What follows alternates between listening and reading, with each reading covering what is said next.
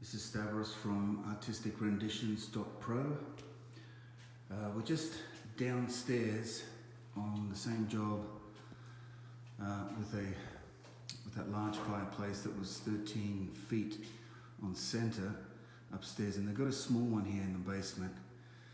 And the only difference in this one is I'm just putting, as you can see, like those zebra stripes, the terrazzo. They're just done with the raffina, the finishing trowel.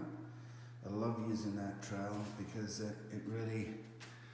it flows along with the undulations of, you know, all the imperfections and the bumps, while still creating a somewhat smooth finish, but still not destroying those really crafty undulations, which shows that it's handmade. You know, you don't want to get it flat, so it just looks like wallpaper. Who needs that? You want to see the artist's hand in there without it being too obvious. Now, obviously, this right here, it's the base coat, so you know these look really obvious, but they're not going to be there in the finish, but they will affect the finished coat.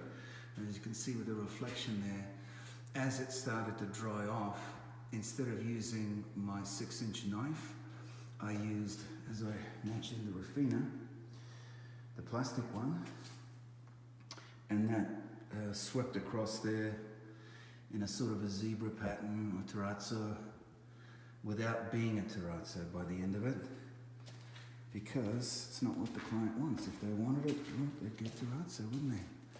But they don't. They want a concrete look with interest. So this is the movement we're putting in the base coat so that it will come out in the finish coat, and that will create enough movement in the piece, almost like natural stone, sandstone. You know, the sediment sandstone over many millennia creates these, you know, these natural shapes. Well, we're trying to emulate that, sort of. We're not trying to emulate any natural stone here, but we like to borrow from those natural elements because we just like them. You know, we're human beings, we live on the planet Earth, and we just love this planet and all its texture. So we try to emulate it as much as we can. So that's what we're doing here. Only a base coat. People, you know, you'll watch 1,000 YouTube videos on this, and everyone will say, you know, just put the base coat on. You know, and there's not much said about a base coat, but really, I mean, this is where you can get some action happening here. Look at that. Look at that. I can do more with my 6-inch knife, but I'm not going to do it on this one. I'm more muted. Upstairs, it's a showpiece. I did this first, and then I finished with a 6-inch knife as it was drier, and really dragged and pulled the base coat away, creating like a ripped effect. Well, this one, we're not going to do that here, because it'll have a slightly different.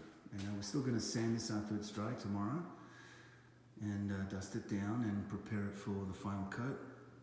The owner wants some racing stripes, which I think are going to look really cool upstairs, but this one he just wants plain, if you call this plain. I don't call it plain, but that's what we're doing. Okay, this is Stavros from artisticrenditions.pro. See you on the finished videos.